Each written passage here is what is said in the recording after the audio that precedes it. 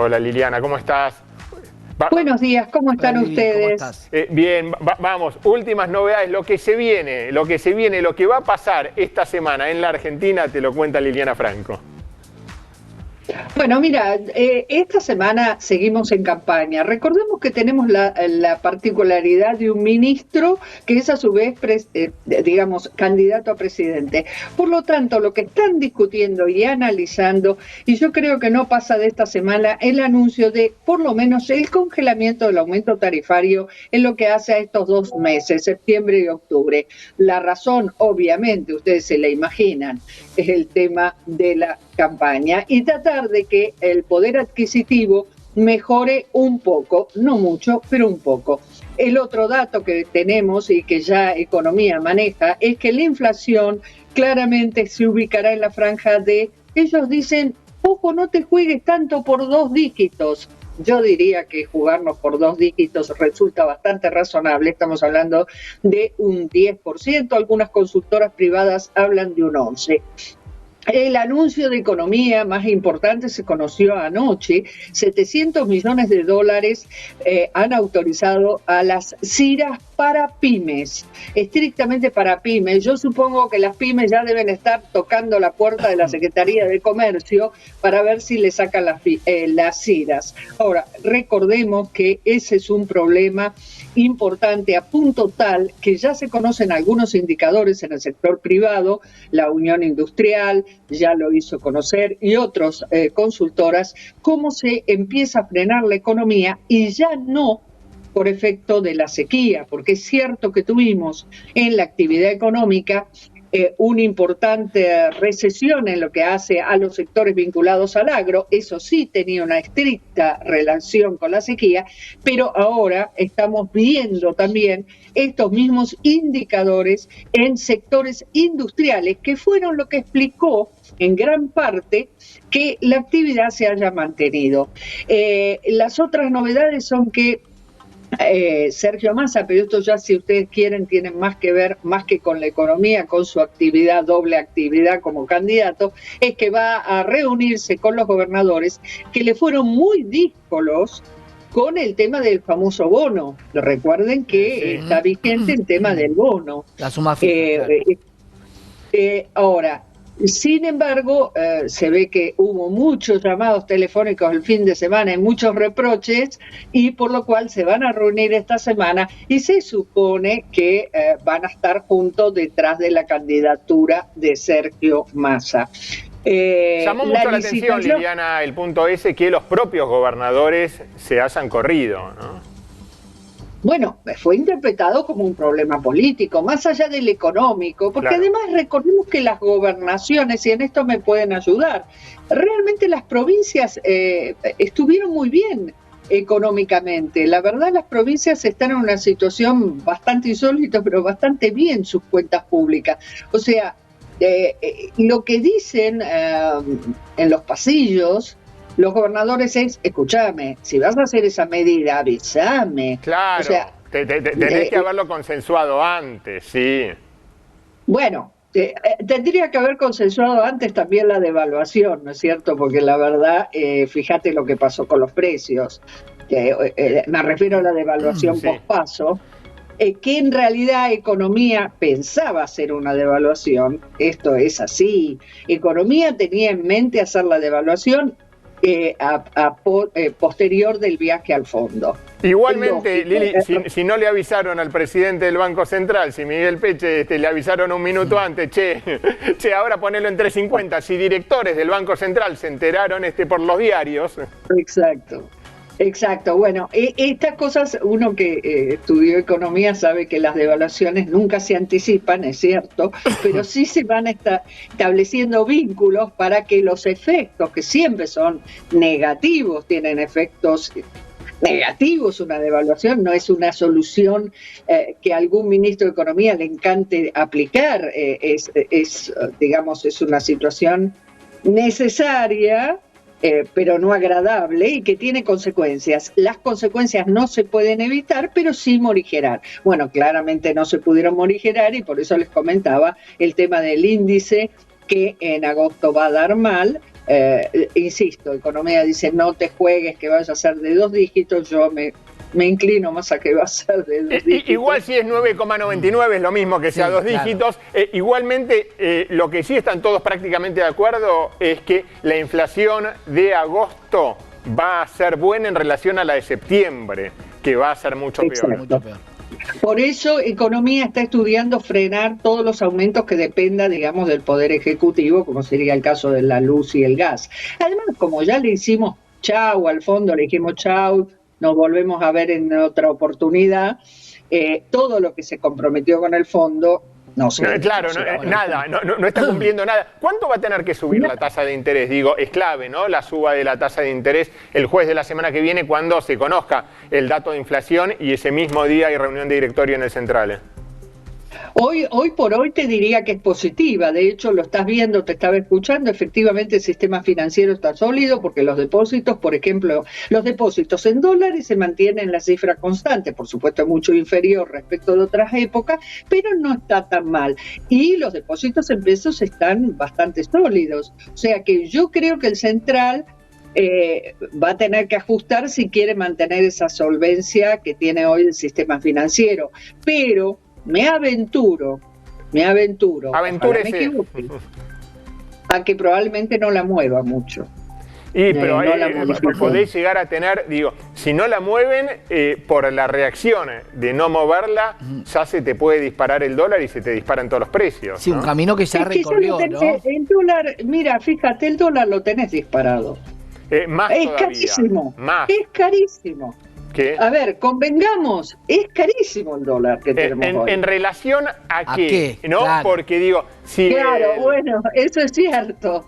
Eso es cierto. Porque si lo tenías en 800 pesos, más de 800 pesos tenías el dólar que usan las empresas, y ahora está a 780 y está barato ahora, que antes estuvo, que la semana pasada, digo, había pasado los 800. No, es cierto, el precio lo fija el interés, ¿no? O sea, la demanda es el que termina fijando un precio y de todas maneras yo creo que es un dólar muy alto. El dólar promedio, digamos, el tipo de cambio promedio real, no estoy hablando de los distintos tipos de cambio, 400 sería razonable, sería una cosa... Realmente sería razonable, pero con bueno, otro país. No, en la misma Argentina, no con esta situación de debilidad. Vos decís una unificación de cambio a 400. Claro, lo que pasa... ¿Cómo, perdón? Vos decís unificar el tipo de cambio a 400 sería... Te llevan puesto, 400 te llevan puesto. Claro. No, en una situación normal. Claro. No es normal 800, es una locura. O sea, toda la economía fijada o sea, ustedes entienden, está bien, ustedes si quieren es un juego hipotético, porque la realidad es otra, o sea, que sigamos hablando de esa... No, pero mira, el dólar ahorro, por ejemplo, ¿no? El dólar ahorro, como para poner un parámetro de el que quiere todo el mundo y no lo tiene nadie, sale 630 pesos, digo, el dólar ahorro. Bueno, es un gran negocio. No, pero estamos diciendo como que 630 es regaladísimo entonces, ¿no? Sí. El dólar, es caro. Claro, el dólar, si te querés dolarizar, vale cualquier precio. Ese es el punto. La expectativa de estar dolarizado es... Porque la propuesta es, sale el cepo, bueno, o hay dolarización. Y respecto a la dolarización, ¿qué estás escuchando en economía? ¿Hay algunos que van creyendo un poco más esta profecía de dolarizar? No, o sea, no, en economía no, pero te puedo decir, o sea, yo creo que Milei cuando dice dolarizar... no me parece, además como fue cambiando el discurso, ¿no? Yo creo que él no está realmente pensando en la dolarización como un sistema monetario que conocemos que no se aplica más que en muy pocos países, porque además para dolarizar vos necesitas dólares, o sea, el respaldo de esos dólares son dólares. Él empezó diciendo que bueno, con los pasivos y los activos del Central y un fondo vendrá y qué sé yo, y ahora está como diluyendo el tema. Yo creo que es más una propuesta inteligente, o sea, comunicacionalmente, él fija en la gente el concepto dólar. Y eso es correcto. Un país que tiene décadas de inflación siempre se ha protegido, la mayoría de la gente se ha protegido a través del dólar. Y fíjate que el común de la gente te dice, yo voy a ganar en dólares y convierte claro. su salario. Y nadie dice voy a gastar en dólares, o sea, eso es lo que falta. Y voy a cobrar la mitad o mucho menos. Y la realidad es que es cierto eso que decís, Lili, vos, la inflación es un flagelo que ni con precios cuidados, ni con control de precios, ni con control de exportación, ni con control de importación, con nada pudiste combatirla. Esta es una receta nueva que puede funcionar. ¿Por qué? Porque en Ecuador dicen que funcionó, entonces es una receta que por supuesto no es la misma idiosincrasia ni el mismo pueblo, ¿no? Y que incluso ya desde tanto desde Javier Milei como desde Carlos Melconian están diciendo, bueno, el cepo no se sale enseguida, la dolarización no es enseguida, es para un próximo gobierno, o sea, ya pensando que van a ser reelectos, ¿no? Claro. No, a ver, ¿cuál es el origen de la inflación? El punto es cuál es el origen de la inflación. Yo soy de las que crea que el origen de la inflación, las que creo, no porque lo creo yo, sino porque se estudia esto, es la emisión. Ahora, ¿cuál es el origen de la emisión? El déficit fiscal. Claramente, si el Estado no demandase más de lo que gasta, y probablemente no tenés emisión, y entonces podés dejar al Banco Central tranquilo haciendo su trabajo. Ahora, el punto es que Argentina 100 años vivió con déficit fiscal. Fíjense que incluso me voy en la historia para que no haya cuestiones políticas de por medio. Entonces, una buena administración fiscal va a hacer que no demandes emitir pesos, patacones, dólares o lo que quieras. Entonces, este es el punto que yo creo que, de una manera no académica, si ustedes quieren, casi intuitiva, la sociedad termina avalando el discurso de Milei cuando habla de la casta, gente que vive con mucho más de lo que vive el común. O sea, y creo que este es el punto a atacar, sea con Milei o sea con quien sea. Realmente Argentina en algún momento tiene que decidirse a tratar de bajar el gasto público o hacer el gasto público eficiente. Fíjense lo que digo. O sea, puede haber periodos de déficit fiscal. Mientras eso redunde en un beneficio para ser más productivos más adelante. Recién, Lili, hablábamos con la gente de la UCA que el 8% de la asistencia del Estado hace que vos no tengas un 52% de pobreza. O sea, imagínate el impacto de todo lo que se eroga en lo que es asistencialismo y que solamente representa un 8%. A veces parece que achicar el Estado es simplemente una teoría o un anhelo que hay que no, pero por lo pronto dejar de agrandarlo, ¿no? Vos ves como ahora un gobierno que está terminando, está contratando cada vez más gente, la Cámpora en aerolíneas. ¿no? A ver, si hay algo que conozco es el Estado. La mayoría de mi carrera transcurre en el Estado, ¿no? Como periodista, por supuesto. Yo, por ejemplo, 4.2 del PIB representan subsidios económicos. Fíjate que no te hablo de gasto social. Bueno, ahí claramente tenés algo para recortar seguramente. Y estoy hablando de un porcentaje muy importante del Producto Bruto Interno. Y no te estoy hablando de planes sociales, te mantengo todo en la asistencia social.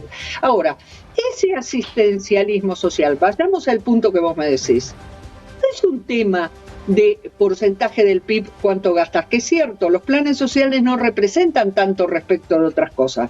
Ahora, ¿fue eficiente? ¿Atacó el problema de la pobreza? ¿Sacó a esa gente de la pobreza? ¿Le dio instrucción para que se reinserte en el mercado laboral? ¿O lo único que hiciste es quebrar una cultura de trabajo y de aspiración? Porque el problema con los planes, yo personalmente, lo que cuestiono es que le quebraste a la gente la aspiración de mejorar, de progresar, de hacerse un futuro.